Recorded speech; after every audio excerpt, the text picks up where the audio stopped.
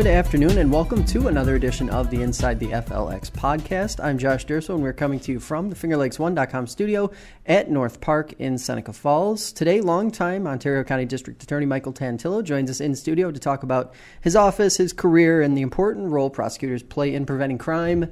Michael, thanks a lot for coming on today. Thank you for the invitation. So for those who might not know you, obviously you have been a staple in this region for a very long time. Tell us a little bit about yourself. That's a polite way of saying I'm pretty old. But I have made my career as a prosecutor in Ontario County. I am finishing my 28th and final year as district attorney, and I worked 10 years before that as an assistant district attorney. My boss was Jim Harvey, who went on to become an Ontario County judge. So that has been essentially my professional career as criminal prosecution. Now, over that long career, how have you sort of seen things change, or how have things evolved? Obviously, technology has changed. A lot of different things have changed, but how have things changed from your perspective? They've changed in many ways. You mentioned technology. That's one. Mm-hmm. When I first joined the district attorney's office as an ADA, our records were kept on 3x5 cards in cardboard boxes and loose leaf binders with pages where the notations were written in pencil. Not great for posterity, obviously. Right. But we've been able to move into the 21st century. We have, obviously, as most offices have, computerized everything, and we have a very good case tracking software program that has improved our abilities to call up, the information on cases, present and past, greatly. There have been a lot of changes. When I joined the DA's office, it was primarily an office staffed with part-time assistant DAs, which is a model that probably worked fine in the 1950s and 60s and 70s in rural counties, but is not a good model for the 21st century. So we have moved from essentially a part-time prosecutor office to a full-time prosecutor office. Then, of course, there have been many changes in the law, too, and in technology regarding what we do that have really changed in many ways the practice of criminal law. Now, you guys prosecute a lot of cases each year, 2,000 to 3,000, if I recall reading off of your website correctly. What is that like, just dealing in that kind of volume? I mean, 1 year to handle all of that seems like it would be, as you say, a constant running, constant going kind of thing. Yeah, it is. That's approximately the number. We usually have upwards of 2,000 misdemeanor cases and maybe 600 or 700 or 800 felony arrests per year. But I am very grateful for the support that I have received from the Ontario County Board of Supervisors and County Administrator. They have provided me with sufficient resources to do the job the way I would like to see it done. I have been able to assemble a staff of prosecutors who I think are very, very well qualified. When I hire somebody, I canvass broadly from Western New York and beyond, and have been very fortunate to be able to hire very qualified prosecutors here. So, when you have a good office, a good stable of qualified people, then you can manage your caseload the right way. Now, take us back, if you could, 28 years ago when you stepped into the role of DA. What were some of the goals that you set when you first took office, and were you able to really jump right into tackling those? Well, I worked for Jim Harvey, as I said, who was the DA at the time for, I think, 14 years before he ran for judge. He ran for judge and I ran for DA in his spot the same year, and we were both elected. And I very much respected the job he did as district attorney. So, my initial goal was to be able to maintain the caliber and criteria of prosecution that he had kind of instituted as DA. He was the first full-time DA in Ontario County, so there was quite a sea change in the way things were handled between him and his predecessors, and I wanted to maintain some of the great things that he had done. So Our philosophy, for example, in criminal prosecution is that we start with the principle that when someone chooses to commit a crime, we should prosecute that person at that level, no more and no less, but hold that person accountable for the actual crimes that person has chosen to commit. Then, of course, you consider a bunch of variables in deciding what the appropriate disposition is in each case. But I really wanted to maintain an office that I felt was responsible, that treated every case that we received seriously, that did justice to everybody concerned. And that's one of the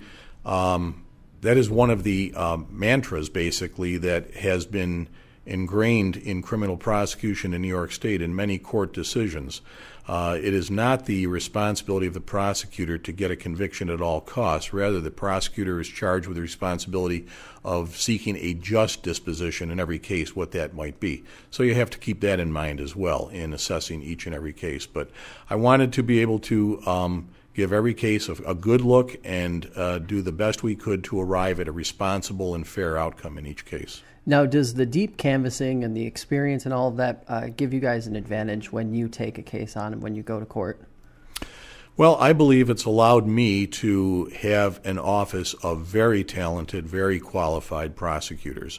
I have a nice blend of people who have served as prosecutors in other counties for 5 or 8 or 10 or 12 years, and so they bring tremendous experience to our office. And I've also tried to counterbalance that with hiring some relatively new people right out of law school to work in the lower courts and that can train under these experienced prosecutors and develop the skills and sense of justice that's important to doing the job the right way. So, I think the having that blend has really helped us. Now, obviously, one of the if you follow the news and if you look at the headlines, you see a lot of activity on the drug front, unfortunately, in the area. What sort of changes have you guys had to make over the years as this has become more and more of a problem on the prosecuting side? All right. Well, a lot of changes, Josh.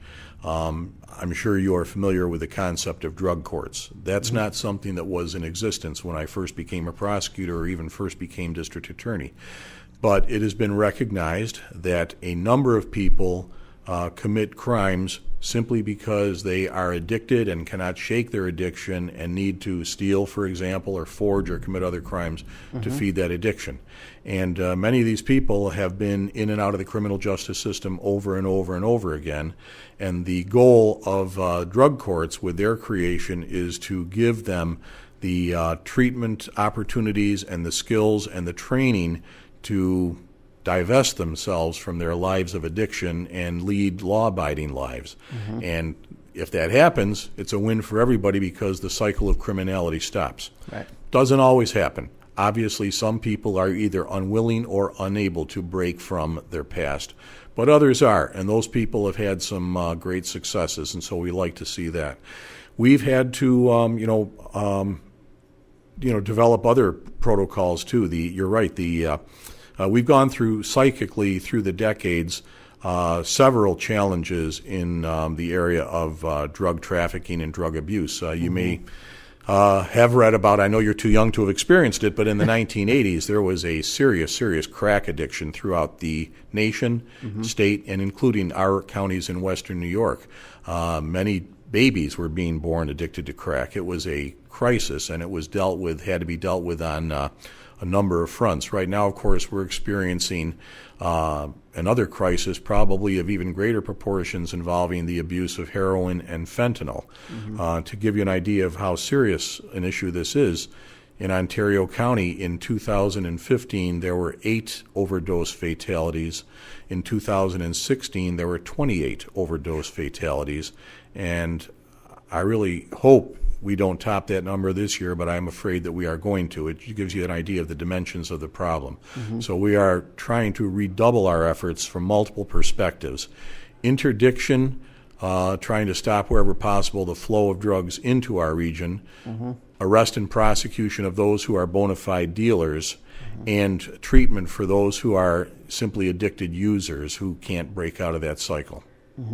Now, as far as the prosecuting of the individuals who are distributing it, has there been an actual uptick in what you guys are having to deal with now compared to 15, 20 years ago? It's as busy as it has ever been. Yeah. And that's because drug dealers are in it for one thing, that's profit, Right. greed. And because of the demand right now, which is probably at an all-time high, that means that there is an opportunity for the dealers. And so that is why we have really redoubled our efforts to go after people who are trafficking in drugs.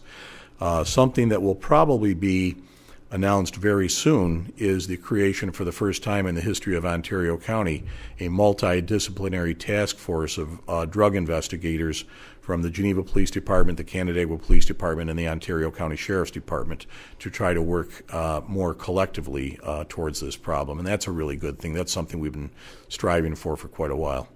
I was going to say, is that the kind of effort is it one of these collective efforts that has to happen to really tackle this kind of problem? Absolutely has to happen. Obviously, the drug dealers do not respect geographical boundaries. They go where the markets are, and that means that many of the people traverse the towns and cities in our county and traverse the counties in western New York.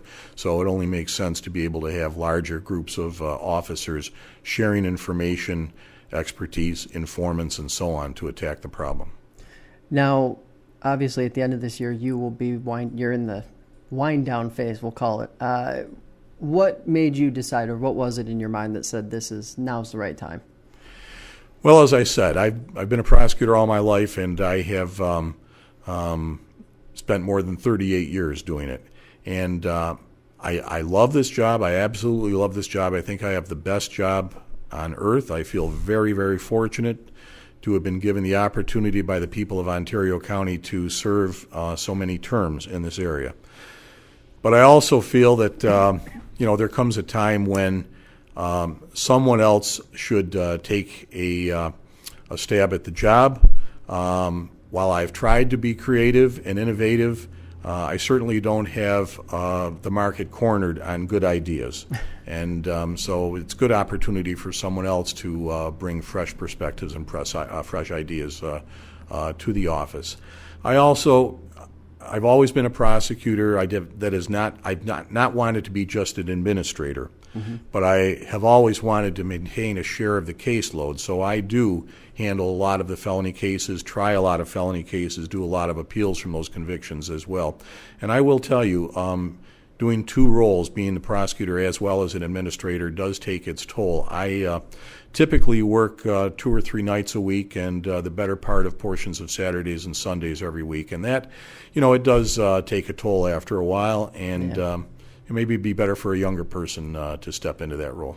Now, speaking of which, there is a contested race for that seat. You have backed First Assistant DA Jim Ritz. Talk to us a little bit about why you chose to back him and why you think he's the best fit for Ontario County. Jim Ritz came to Ontario County, although he has family in the county, about 20 years ago. And he had a sterling background as a criminal defense lawyer in Ohio. In fact, he was one of a relatively small number of people that had been qualified by the state of Ohio to defend capital cases, a very rigorous obligation. Yeah. When he came to Ontario County and started practicing criminal law, he handled several cases, and he did a spectacular job from the perspective of a defense attorney. Very proficient, very ethical, and I was extremely impressed with him, and I said to myself, I want this guy on my team. Yeah. So when the first vacancy occurred, I offered a position to him, and he accepted. And he's been with my office for 18 years ever since. And I have assigned him, while he does basically every type of prosecution under the penal law, he has gravitated towards a specialization of prosecuting child abuse cases, domestic violence cases, things of that nature, vulnerable victims cases. And he's done an absolutely excellent job in that area. So I've seen firsthand what he has done, and I know what he can do, and I really honestly believe that he would be the best person to follow in the footsteps of this job, and that's why I'm endorsing and supporting him for district attorney next year. Now, as far as the office itself goes, I think one of the more high-profile cases that you guys have dealt with in the last 10 years or so would be the Tony Stewart case that popped up, I believe it was around 2013, 2012. Talk to us a little bit about what that whole experience was like, because that was something that played out for what seemed like a very long time for you guys. Yes, that was a case that was obviously on the national stage, and it just goes to show it doesn't matter how small a county can be, how rural a county can be, anything can happen anywhere at any given time that thrusts people in the national limelight there, and this was one of those cases at the Canandaigua Speedway.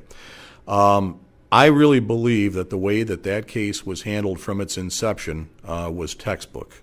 The thing that had to happen first was the investigation, of course.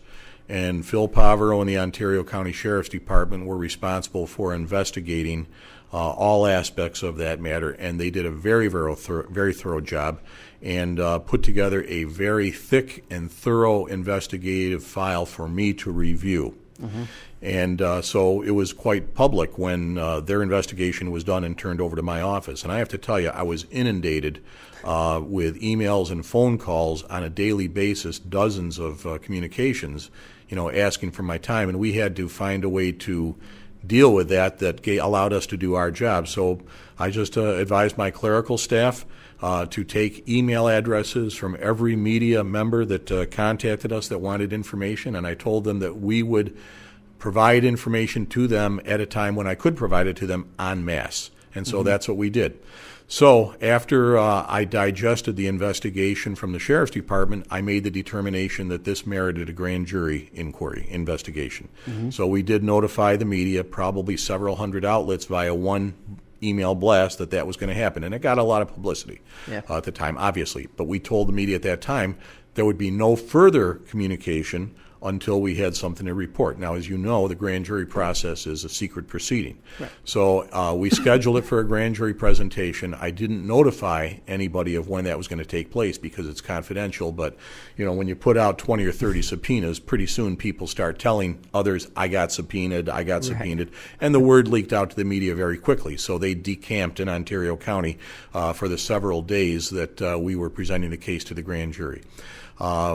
As I have indicated in my statement after the presentation was completed and the vote was completed, the grand jury heard from several dozen witnesses. We had multiple expert witnesses, including accident reconstruction investigators, both public and private specialists, medical specialists, and so on.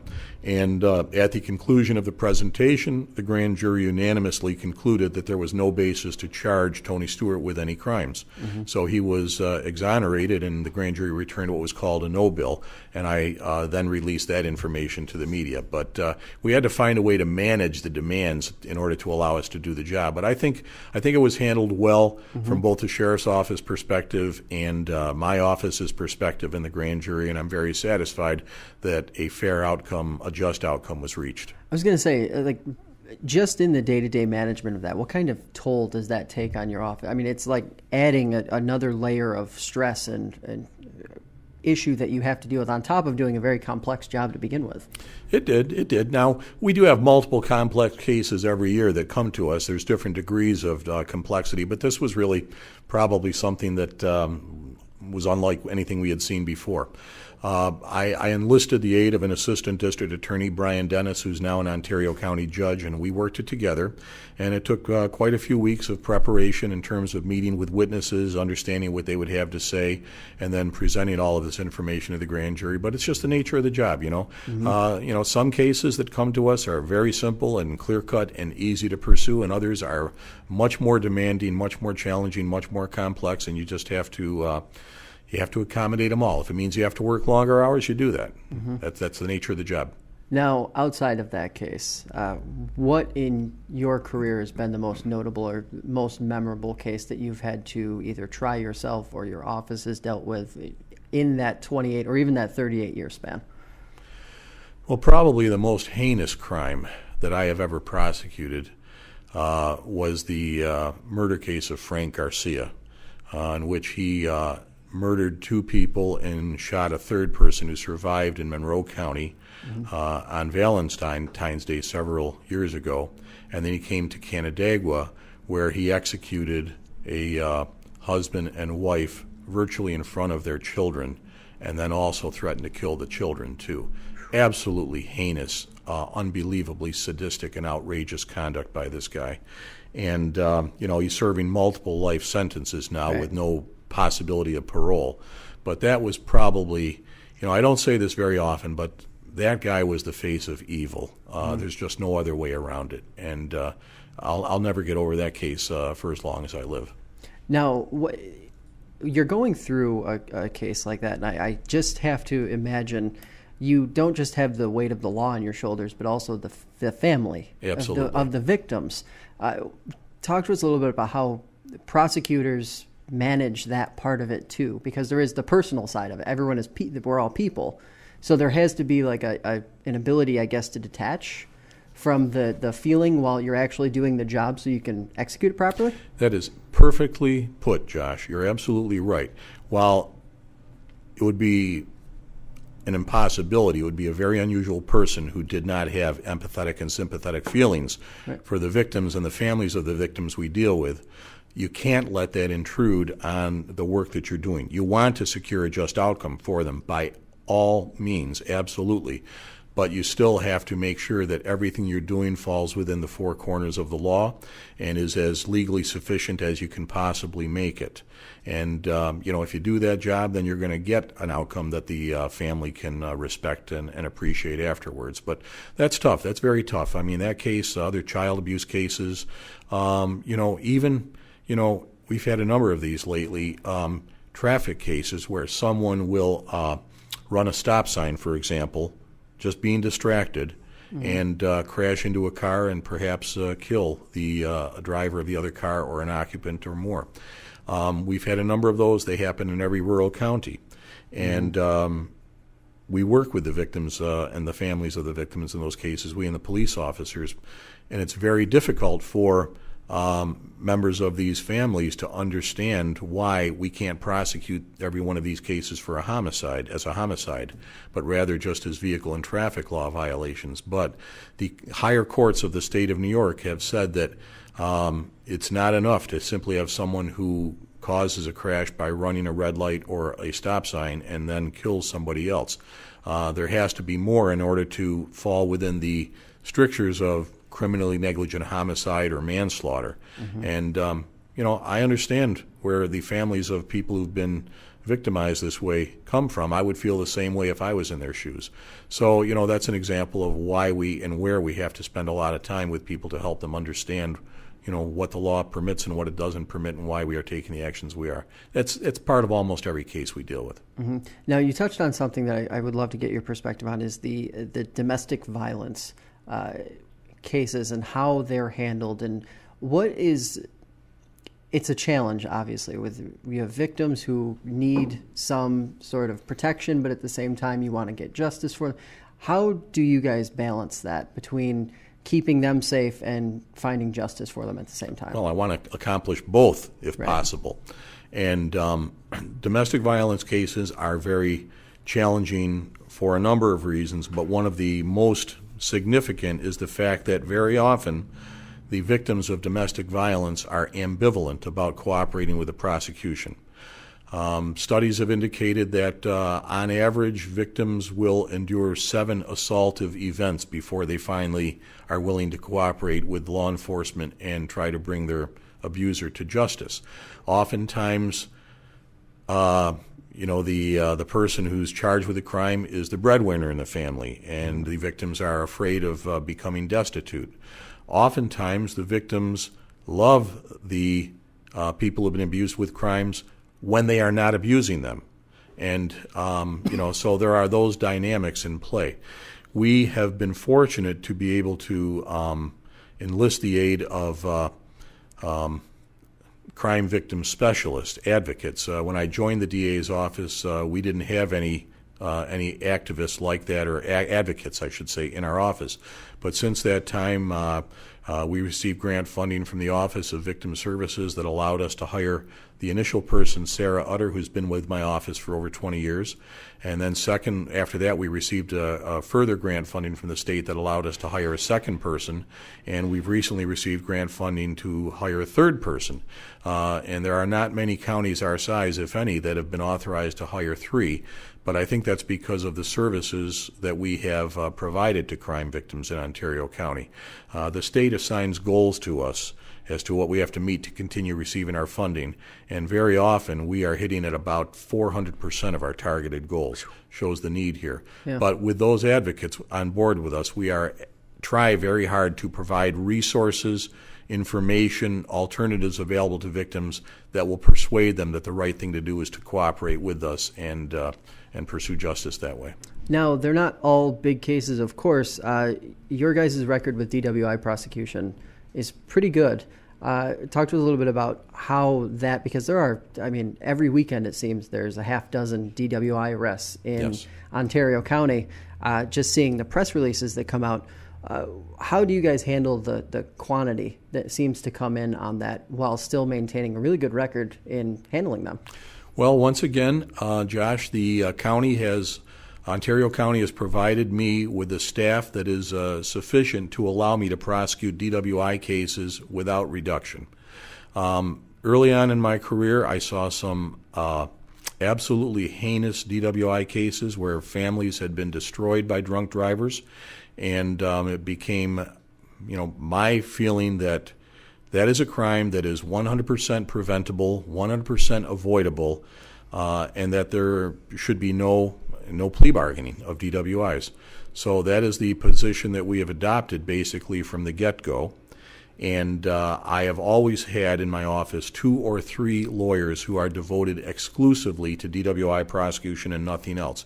Consequently, through the years, we have had absolutely spectacular trial lawyers and support lawyers in our office. Someone who retired a couple of years ago, Neil McClellan, in my office, was with me for 30 years. He tried over 400 DWI cases, which we believe is more than anyone in the history of the state of New York. Wow. He became a spectacularly proficient trial lawyer. Mm-hmm. He was just superb. And I've got some people in the office now who are following in his footsteps. We feel very strongly that by taking a no plea bargaining position on DWI offenses and then by communicating that position to the public, we are doing everything that we have the ability to do to try to make the highways as safe as possible for those who follow the law in Ontario County. Not everybody gets the message, but I do know that, from talking to restaurateurs and bar owners, that compared to 20 years ago, there's been a lot of changing of attitudes and behaviors now. The designated driver is very common when it was unheard of before, and the behavior modification has really brought our fatality rate way down. Early on, we used to see 8 or 10 fatalities to drunk drivers every year, in the bad years 12 or so. Mm-hmm. Now we are typically at the level of 1 or 2 or 3, and while I'd love to see 0, it still shows the progress that we have made in conjunction with a lot of other things that work toward the same goal. Now, quickly before we get you out of here this half hour, Flew, what is your hope for Ontario County moving forward beyond this year when you step away from your role? Well, we've had a wonderful working relationship in terms of my office with the police agencies in Ontario County, the state police, the sheriffs, Canandaigua, Geneva, Clifton Springs, and so on. We have, I believe, the respect of the police, and I believe the police have the respect of the people in our office, and I want to continue that working relationship, or see that working relationship continue. Mm-hmm. I think the officers in this county know that if they work hard and develop a case and do it the right way and bring us a good investigation, that we aren't going to dump it. We're not going to plea bargain it. We're not going to take the easy way out. We're going to take it as far as it deserves to go. And I think that's what we have become known for through the years, and I very much hope that policy and practice and observation continues. I hope that Ontario County continues to fund the criminal justice system in this county, and by that I mean not just my office, but the Sheriff's Department, the Victim Assistance Program, the Probation Department, and the Public Defender's Office, because it's important to have qualified representation on the other side. Funds them at the level that they have always done, because that always works to the benefit of all the citizens of the county. All right. I would like to just see it keeping on as is. All right. Well, we really appreciate your time, and I'm sure we'll be having you back sometime. As a retiree, right? As a retiree. We'd like to thank District Attorney Tantillo for stopping by. Next week, we'll be back with organizers from the Seneca Falls Canal Fest. Inside the FLX airs Sundays at 7 p.m. on Spectrum Channel 12, and the podcast is available on iTunes, Stitcher, and the FingerLakes1.com app. Thanks for listening, and we'll be back next time.